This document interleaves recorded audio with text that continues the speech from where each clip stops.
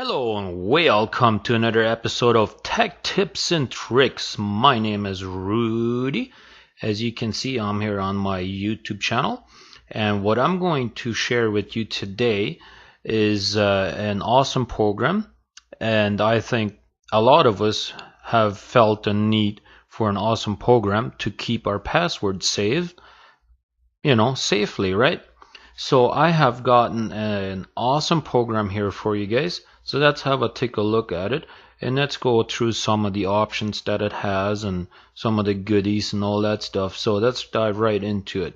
So this is what it's called, Enpass. I can never pronounce it correctly, but the reason why I'm sharing this with you is because I've been using it for a long time on my iPhone, for a good probably 2-3 years probably. And I just recently went on their actual website. I never actually went on their website, but I just discovered that you can actually use it on multiple devices. As far as iPhone, iOS, or tablet or whatever goes, you can use it on Android. You can even use it on BlackBerry or even on a Windows phone. Not only can you use it on all these phones, you can actually use it on laptops, computers, whatever you want to call it. Can even use it on a Mac, PC, Linux, even on a Chromebook. I don't know what portable. I guess you can even have it on a portable stick if you like, And the good thing about it is that it's actually free. It actually is free. Look at that. As long as you're using it on a PC or even on a phone, it's for free. There are limitations to if you're using it on a phone. For instance, I don't know what the Android has for limitations or any of them, but since I've only been using the iPhone, I'm going to give you the iPhone version, I guess I could say. But if we take a look at their pricing for the mobile devices, on the mobile, if you use the free version, you can only store up to 20 devices. 20 passwords and usernames or whatever you want to call it. But if you pay a one-time fee of basically $10, you got lifetime license. There are no restrictions, and if you want to use it on a desktop, any kind, Mac or Windows or Linux, whatever you want to call it, it's basically for free. So let's take a look at the program. I already got it open here. I just got to re-log in. So let's go ahead and log into this program, and I'll give you take a look on what it looks like. So there we go. So because I have 53 items saved in here already, I have kind of hidden it in there so you can't really see it. But let's say you want to go ahead and hit the new plus button here, then you can either create a new folder. If you want to create a login information, so let's say you are like me, you have multiple websites, let's say Facebook, Twitter, Instagram, all that, you can save all of this in here, and it's a good idea to keep different passwords for different items, right? Let's say you want to have one password for Facebook and you want to have one password for Instagram, for instance, then you can do that, right? And right here, let's say you want to, if you have Facebook, you can say whatever, right? So let's say Facebook, and you can use whatever, right? And then you can enter your username and email address and all that good stuff. And the thing that I really like about this program is it actually tells you if you're using a strong password or not. And that's very important to me because I like to use a strong password. So let's just go ahead and type in a few random letters in here. You see right away it comes up as a weak password. Well, more letters or numbers or whatever you go, the better indication you're going to get. You can actually get it to show you, and I just use whatever random letters, right? And then you can actually have the URL saved in here as well. And you can even have security questions and answers right in here, right? So that way, if a lot of these websites nowadays, they ask you for security questions. Well, if you're anything like me, I forget my security questions and answers, so I hardly ever remember. So this is a great way to save that, and you can always look it up, and you can even write a little note if you like.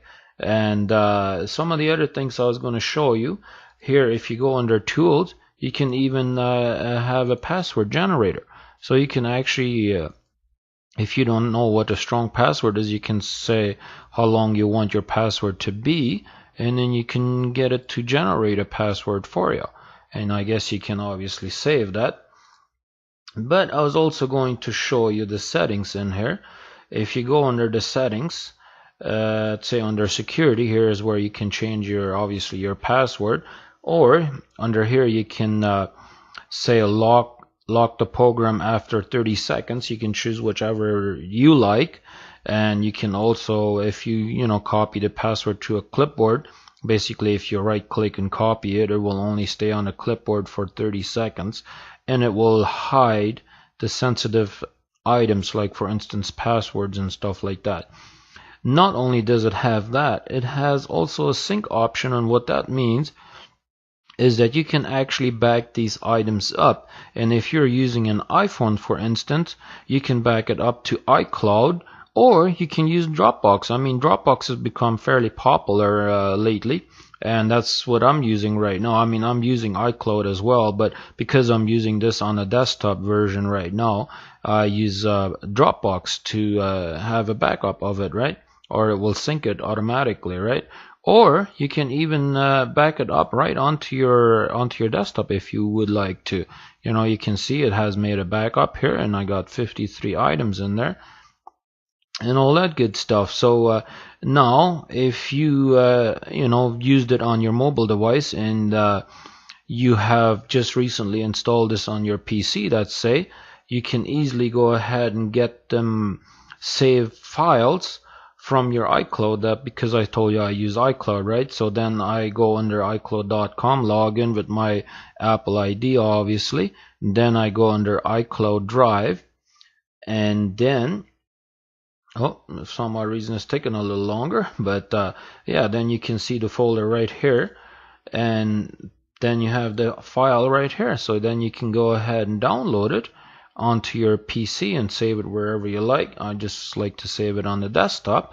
And you can do the same thing with Dropbox. You go ahead and log into your Dropbox account, and then you go under apps, and then you go under this program, and you can basically share or whatever you would like to do. I guess the best way to do it is, I guess, to click on there, and then you can download it, or you can whenever it's highlighted, you can actually hit the download button right there, and it will give you the option to download it. But because I already did it through iCloud, I don't need it again, right?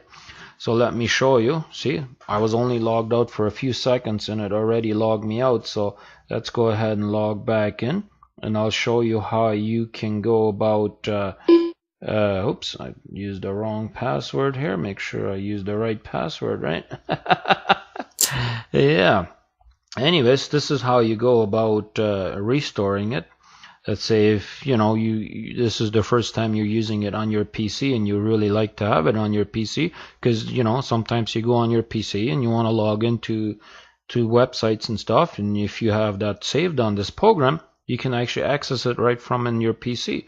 Say if your phone is dead or you don't have it handy right away, you can go ahead and click on the backup option there, and we saved it under our desktop, right? So then you go ahead and click on that, and it will actually import the file from the backup that we had created through our phone through iCloud, right? Obviously I'm not going to be doing that right now because I already have them in my program here, but I just wanted to show you that's how you can do that, either restore or backup, whatever way you want to do it, right? So it's an easy way on how you can do this. I really like it because it has multiple options in here, like for instance login.